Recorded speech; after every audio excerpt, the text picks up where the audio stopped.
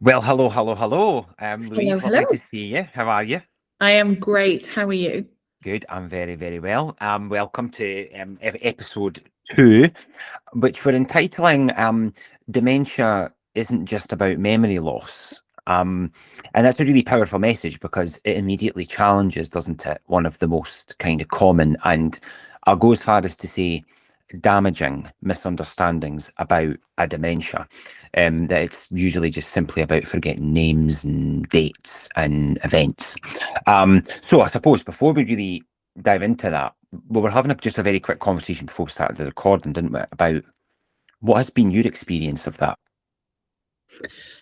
Um, I mean, hands up, without question, prior to my mum's diagnosis and the journey we've been on over the last 6 years, I thought exactly what you just said, that Mhm. dementia was about memory loss. I know a lot more now than I did.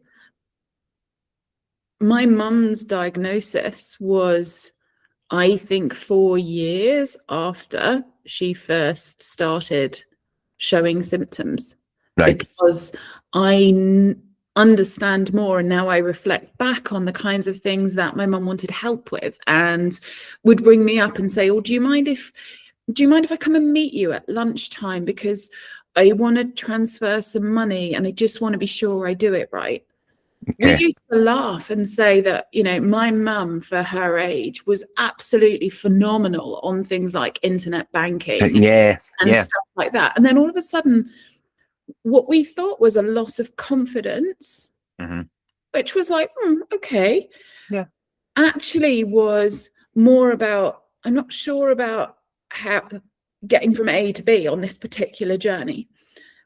My mum was also known for being able to plan anything, whether that be an Yeah. event, whether that be Christmas, all of those things. She was Yeah. a list maker, she was an organizer, she was a doer. And all of a sudden, she started to panic in like September Mm. about Christmas. Christmas. We'd Yeah. be like, whoa, what's going on Mm. here? Mm. So many things. She started to get lost or not be sure about directions and wanted to come with me rather than take her own car and ask me to drive. Very, Okay. very unusual for an incredibly independent lady. Yeah. Yeah. Ringing me up, sobbing because she got lost from a shop that she'd been to so many times before, but then Yeah. lost her ability to navigate home. That Back. it was like that natural instinct had started to wane. Yeah. And it's so that's interesting, isn't it? Because we know that actually prior to elements of where it's actually loss of memory, of where it being memory is impacted. Um, Thinking back to my time working in a post-diagnostic team, what was quite a common early symptom was sequencing and not being able to get things in the order. So things were together, but it was all mismatched. And I always remember one family saying to me, we started to notice it when my mum struggled to make a cup of tea. And when I asked them to kind of elaborate on, so what do you mean? They would say, so she had like an electric kettle, but she would fill that with milk and put the tea bag inside and then set it to boil, but then go across to the sink with her cup and fill that with water. So everything was there. It was just the wrong way round. And the Wow. more and more that the family then became aware of this, actually, thankfully, they then thought, is there other ways? And it's not to deliberately test people, but what it did was heighten their ability to look at things like when they were going up the stairs to bedtime, because we've all got that element of routine, don't we? Where they then start to notice their mum's routine would completely change. So it was things like not checking all the doors, checking all the windows, going up to bed, and then as opposed to removing her clothing and putting on her night stuff, what she would do, she'd put a jacket on and then she would go to her bed with her clothes still on. So it was the sequencing of the events were then completely changing, which for them were like, and I remember the daughter saying, because I just thought it was going to be a case of that she would just start forgetting where she was or who we were. And I said, well, no, but this is one of the most common misconceptions of dementia. It's not just memory. I love what you just said about sequencing, because I think, and maybe I'm wrong about some of those early things, but in my mind, it was about, it's about sequencing of the journey to get somewhere, the Yeah. lefts, the rights. You Yeah. instinctively, you Yeah. know, Mhm. but actually there's something in that sequence that's wrong. And the idea of having, planning, there's a way to plan things. Yeah. And that Yeah. was just completely misaligned and not how Yeah. my mum used to do it. Mhm. I might be trying to put a square peg into a round hole with Mhm. some of those early things, Yeah. but certainly additional support was needed in Yeah. those sort of 10 to 6 years ago. Yeah. Yeah. Obviously, during that time, things got significantly worse and Mhm. it became very obvious.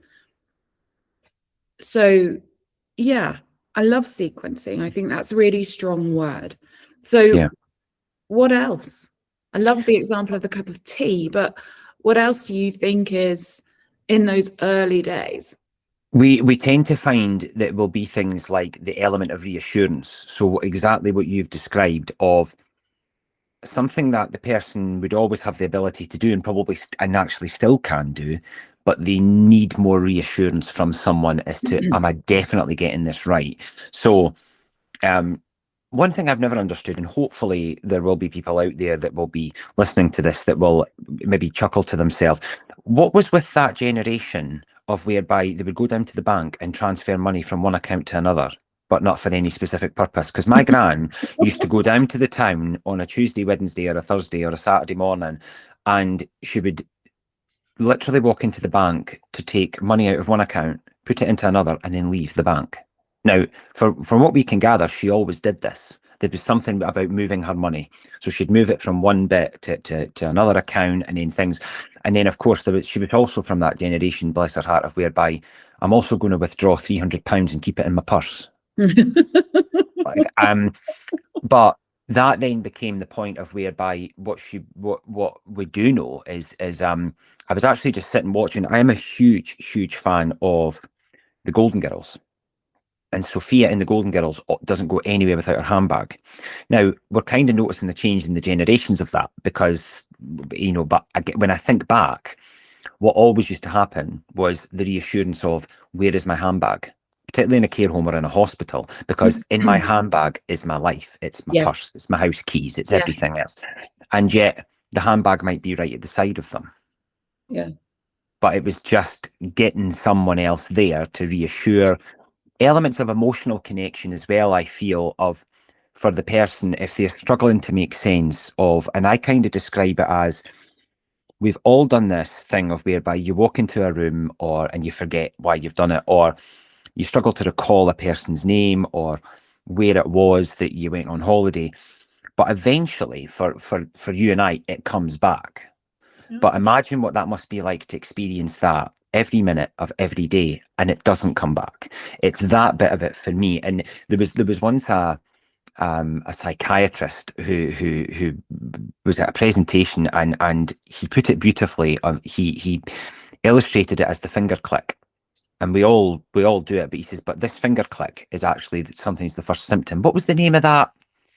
Where was that place that we went to? And you click your finger as a way of, and he said, and of course, now what we know through research is actually up to 10, 15, 20 years before that finger click starts, the dementia is already there.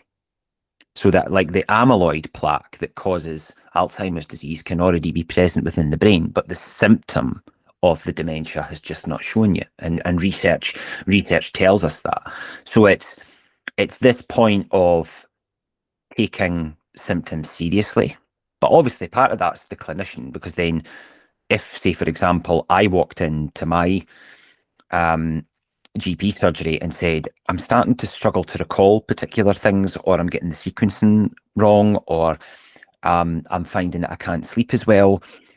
Sadly, they would probably put it down to stress, or depression or Yep. something else because I'm young. So we also know that there's this huge underrepresented community of people who are living with a younger onset dementia, whereby their initial symptoms are not taken seriously purely because of their age. Because of their age, because people link dementia to old people. Yeah. Exactly. Yeah. Yeah. Yeah. God, you said so much amazing stuff there, but I just can't quite stop hanging on to the finger clicking. Tell me that again. The finger click is so clicking, good. if you're trying to remember something in this, then that is actually a genuine recognized symptom. It's a part of whereby you're physically doing something to try and trigger your memory. Like why is it we do that? So he put it. It's actually available on YouTube. The clip of where he actually stands, and when he starts clicking, the whole audience just immediately starts to laugh because I think everybody's like, "Oh my goodness, I do that." But that symptom of the finger click is something whereby, and he puts it in such a way that 10 years before that first finger click happens, the changes in the brain are already happening. Wow. So it's part of it is then being able to look at, because it's if we just attribute dementia to memory loss, I just think of the pressure that places on the individual.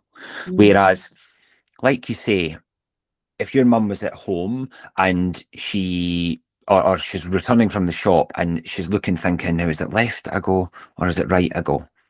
Now that could be due to visual changes, so because we know that that's very common. It could be down to disorientation of, for example, no, this isn't how I remember this street. The street looks completely different, but it's maybe because a building that's always been on the corner has now been knocked down, or there's roadworks. There's something that's disturbed the usual routine, and has just kind of put something in. The other things are things like sensory overload. So we know that, yeah, I mean, my husband's granddad always used to go to the bookies every day, and funnily enough, even as his dementia advanced, he would struggle to process some things, but funnily enough, would never ever forget his way back and forward to the bookies. What he would do though is he'd come back from the bookies and then would be almost obsessive about constantly going into his pocket to see if his betting slip was there, because he would forget that. So why is it a case that he forgets that bit of information, but yet the actual going to and from the bookies, he didn't forget? And I suppose it illustrates the whole fact of it's unique, isn't it? It's unique to each individual person. Well, yeah. We've talked quite a lot about that early stage. Yeah. And sort of pre and maybe, why you might end up wanting professional help. Mm-hmm. So let's go to maybe some of the myths around mid, early, later stages, just to talk through some of that, because I think that's really important as well. I remember asking so many times, how do I know if this is a dementia symptom or if there is something else going on for mum? Because my biggest concern is always, are we doing our best for her? Her articulation of a problem is not as good as it used to be. Mm-hmm. And therefore, how to interpret whether this is something going on. That UTIs are a classic example. Classic example. How do you know if it's a UTI or if it's something is changing? So for a UTI, you would usually tend to find that symptoms of a UTI can really change a person, particularly for older people. So they'll become more acutely confused on top of their dementia, for example, is how I suppose in layman's terms describe it, is but it could also be changes in their presentation. So the person may be deemed as, words that I hate, but deemed as aggressive or depressed, non-compliant, all these kind of terms, whereas actually ordinarily they're actually okay usually getting a shower, but today they're just not. It could be loss of appetite. It could be disengagement. So I don't want to go down to a social club today, or I don't want to visit from my family today. But how we view that is, oh, all right, okay, well, it's probably just their dementia. Whereas actually, no, they've never presented like that before. So if it's a new presentation, being able to attribute what can be a UTI, for example, compared to a dementia, is when things acutely, so quite suddenly change, is often the one that I would look at. There's a great acronym that people use. It's usually used within delirium, but it's called pinch me. So it's looking at physical need, and the I in pinch is for infection. So if a person's presentation changes very quickly or quite suddenly, we would immediately attribute that to, is there an underlying infection going on? And if you've considered that, it's then far better to, but again, it goes back to, I think, what we mentioned in the previous episode of just not attributing everything to the person's dementia. Because if you are caring and supporting, for example, an older person, there is also the aging process. So there's just the fact that they're getting old, which just completely always goes unrecognised, particularly within practice, where we look at, and this is coming from somebody who lives and breathes dementia, that we place dementia education right at the forefront of practice. So for people working in care homes and hospitals and domiciliary care, it's all dementia training, dementia training, dementia training. But what we never see is aging training. So what does the aging process look like? What does it mean as human beings when we get older? How does our appetites change, our sight, our skin, our mobility, our brains? Because your brain will change as you age. So it's kind of making that distinction between what is aging and what is a dementia. It's really, really, well, for me, every conversation with you is a bit of an education, which I love. But I also think as a daughter, I'm sat there trying to ask myself all of those questions. Even to work out, should I be putting in a call to a GP? It's so hard. Yeah.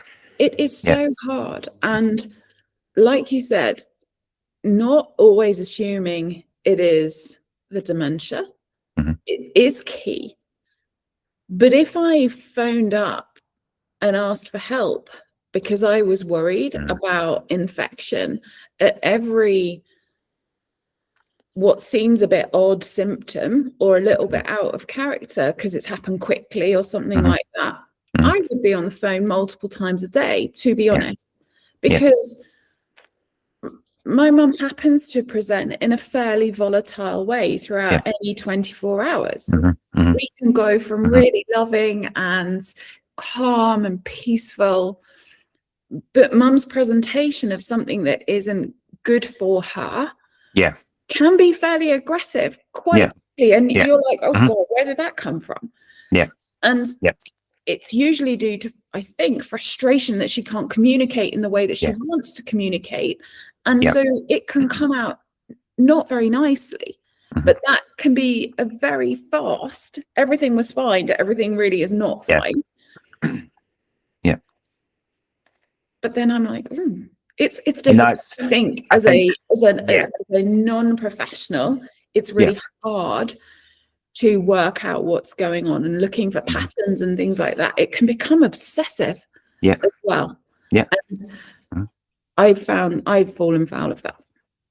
And to be honest, we all have, because this is why within aspects of education, it's really important that when a person's presentation does change, if you're able to look at what we class as the physical needs of the person. So again, I use this acronym of pinch me. So P for pain, because pain does things to us that completely changes who we are. Is I is for infection, N is for nutrition. So is the person eating enough, or has their eating habits changed? Because we know people living with a dementia will find savoury foods more difficult to eat, and they'll develop a real sweet tooth. There's also that thing that we all get as human beings of being hungry, hungry, angry. And C is for constipation, because it's something that just does not get the attention that it deserves, but yet could be the difference between us eating, standing, sitting, engaging, everything. H is for hydration, because that is crucial to our cognitive health of good regular hydration. M is for medication, because there's a huge issue around polypharmacy of, just because a person's been on that drug for the past 10 years, we need to keep them on it, because if we start messing about with it now, but actually in the grand scheme of it, medication reviews should be carried out fairly regularly, because if the medication's not needed, it could just be flooding the body with toxin that it doesn't need. And then the last one is E, which is for environment, because our environment is so physical around us, and we have control over an environment or we don't. And we've all been in that situation of whereby, if you've been in an environment where something happens or something is said, but you don't have any control over it and how it changes you as a person. Thinking outside of the box about it is then what you would class as your psychological needs. So things that we feel in our minds and in our hearts, but we don't necessarily see. And that's things like attachment and comfort and purpose. If a person lacks purpose, that will show in their presentation. If a person, and even things like, what makes you comfortable? The one question I love asking people is, tell me right now, what makes you comfortable? And then they'll maybe say, well, my family, or a bottle of wine, or a piece of music, or something. I'll say, right, what makes you uncomfortable? And what I find really interesting is often the things that are uncomfortable, people can recall straight away, and they'll give me it in tenfold. But even things like attachment, so we're all attached to something or someone. That could be a place, a song, a food, whatever, another human being. If that need is not met, I will demonstrate that in my presentation. Yeah. So hopefully when people are sitting listening to this, they'll be able to look at, right, so pinch me. So if the presentation does change, but I can go through pinch me and I can meet every other one, but the I am still unsure of, right, I'd park that to the side. It's a hard one to identify, isn't it? It is really hard. Like, really. Am I pretty sure that the others? Yeah. But the I one is the one, I guess, where you also might, in medication, you might need to seek some internal help. I'm coming at this from, as a family member, what's in my control, and what could I do something about, versus things where I would need additional help and support. Yeah, absolutely. I like that. It's very practical, and it sticks in your head as well. Yeah. So let's just talk about some other symptoms then. So what might people see if they are thinking, if they want to go and visit somebody that they used to know, but it's been a long time? What might they see? I can tell you a little bit about what you might see with my mum now compared to a few years ago. We mentioned it on the last podcast, or the last episode, where my mum's skin color has changed. Right. That's such a presentation. Yeah. Me. And it's not, it's just a different tone. It's a slightly different tone. You'll also see somebody that might be very unsure on your arrival. Yeah. It doesn't mean you should instantly walk away. That doesn't mean you should interpret that as negative and this isn't going to go well. Warming up to a new situation takes a lot longer than it used to. And quietly and being patient is really important. Also, one of the things that is really important for my mum is, if you're going to visit her, make sure she is the one that's included. And the focus, it's incredibly difficult, I would say near on impossible, for my mum to follow a conversation between two other people, which I think must be frustrating, goes back to that frustration again, but also fairly rude, not gonna lie. Absolutely. Because definitely. You've got three people in a room, two people are talking and one person can't. It's like speaking in a foreign language. It's like being with two other people that speak German, let's say. You don't, and they're just chatting away in German. Not great. No. Absolutely. And I do it in a training thing whereby you're able to get this video on YouTube where it is 45 minutes of just loads of people talking in a room. And what I do is I connect that to Bluetooth headphones and I get a person to wear it, and then I get them to carry out tasks, but whilst I'm also tapping them on the shoulder and trying to have a conversation with them. And I'll say, but prior to that, I'll say, you're not allowed to remove the headphones. But then what happens is people then start to become really, really frustrated because they either can't carry out the task, or all of a sudden I'm distracting them, but I'm expecting them to be able to follow my conversation when everything is just so overstimulating around the person. You're absolutely right. So that is a really good visual in my head of even how I feel when I'm in a very, very busy place. I'm not great when there's hundreds of people around me. No. I find myself getting quite tense in that situation. Yeah, me too.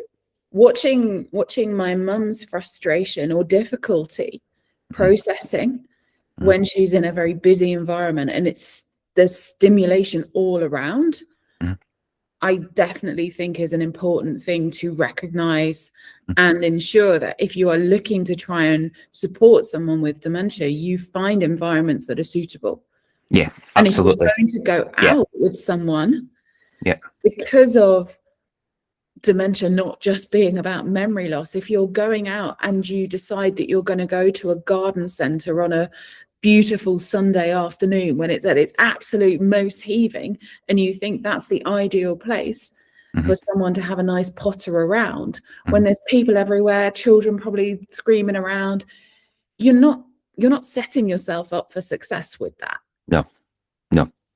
I put it across as, if I'm sitting and right in the throw of typing something for, work related, and then all of a sudden my office door flings open and it's my son asking me a question, I'll say, I'll stop. I'll not even give him eye contact. I'll just put my hand up and say, give me 2 seconds, because I'm in a train of thought here. And if I get distracted, I'll not, and I'll keep, but then of course, then my other son will come in and say, what's going on in here? and then, and I keep typing and I'm just kind of, so I say that's another thing I say to people, try and put yourself in that situation of whereby, as a person, right now, I wouldn't say I have any level of cognitive impairment, but if I was asked to do dictation, or I was asked to retype something. So somebody put a document in front of me and they said, right, there's 500 words, just type that on a Word document whilst I'm going to ask you a series of questions.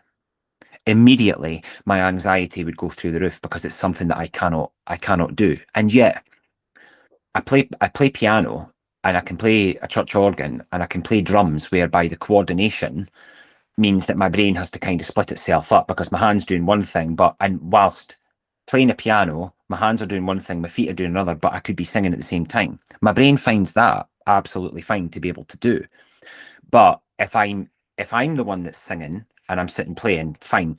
But if I'm sitting playing a piano and then all of a sudden people start coming up to me and asking me questions like, oh, David, I've not seen you for ages. How are you? What's the name of that piece you're playing? I struggle to concentrate on, but yet I feel that in my brain, I can do something far more complex and my brain copes well with it.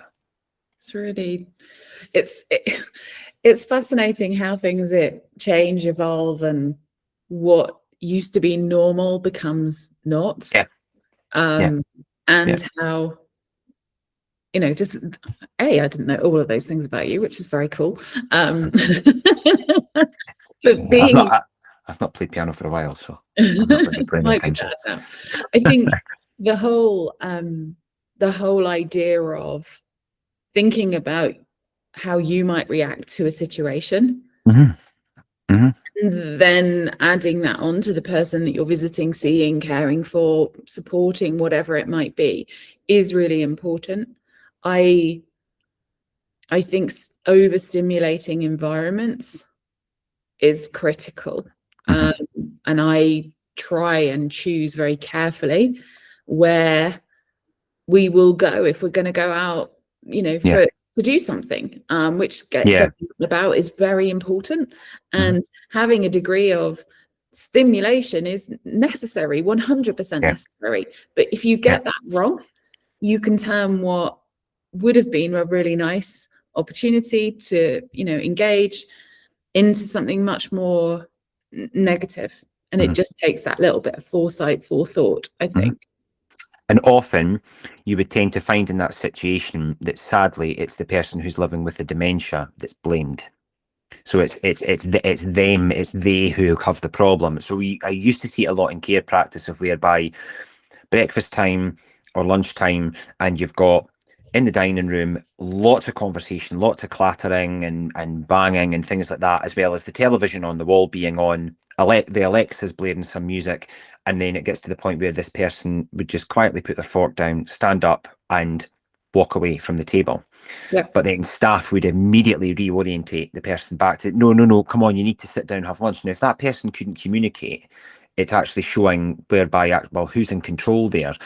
But for me, it was that point of being able to look at this and say, I wouldn't want to eat in that Yeah. environment. I wouldn't want to do anything there. So why would I expect somebody else to do it? And that's why when we look at, the what we've already kind of spoke about, like, abilities to plan and sequence and make decisions, if you then merge that with then an increased stress in an unfamiliar environment whereby the person who's living with the dementia doesn't know what's expected of them in this space, Yes. and that's why we go back to this whole thing of the environment being such a if not the biggest consideration. It's huge. And I suppose one of the solutions to it would be is before I cross, if so, for example, I've never met your mum, but what I would do is I would sit with you for maybe say 5-10 minutes before, like if we were driving to your mum's house, that whole time in the journey, I would ask you for meaningful things that from the minute I cross the threshold of your mum's front door, I can engage with her meaningfully, so I can build a connection more or less straight away. I don't want to go into a situation whereby I know nothing about this person. Now, I used to have to do that all the time in a previous life when working in the emergency services. But when you do have, and you are given that opportunity, I would much rather that if I were to be sitting in my house and somebody was to walk through my door that's coming to support me, if they immediately turn around and said, you'll never guess what I was sitting watching last night, Dave, Laurel and Hardy, well, they've got my attention straight Yes. away. Yeah. And I would, and there's much more likelihood of me engaging and building trust and rapport with that person than walking in and saying, so what kind of things is it you like to do? Yeah. What do you like watching on the telly? Where you're Yeah. actually asking quite complex questions, Yeah. which could immediately raise anxiety. Yep. Yeah, absolutely. And pulling somebody in Yeah. is very different. Yeah. How do you build Yeah. that connection? Mhm. Well, you have to understand them and where they are at Mhm. in order to be able to create an environment that feels safe as fast as Yeah. possible. Mhm. And I think that's what it's all about. Mhm. I think we should end because Yeah. I think we've talked for quite some time. Absolutely. Yeah. I'd like to just reiterate a couple of things that you said. Pinch me, I think, is great. Mhm. And I think we should just write a description of that into Yes. our into this video or into this Yeah. podcast notes. And I also think that video you referenced of the finger clicking is something Yes. we should put in there as well. Yeah. So hopefully people get to enjoy that too, or at least learn something. I know I want to. Definitely. We are going to be talking about something different next week. And that is about how to work with families as partners and not just visitors. So this is more Yeah. from the angle of a professional Mhm. working with a family member, as Mhm. well as supporting the person with dementia. But how do you do that? What is it that families want and need? And what is it that care professionals want and need from families? I think that will be a very interesting discussion. I'm looking forward to it. I absolutely will do. Can't wait. See ya. Great. Toodaloo. Bye. Toodaloo. Love it.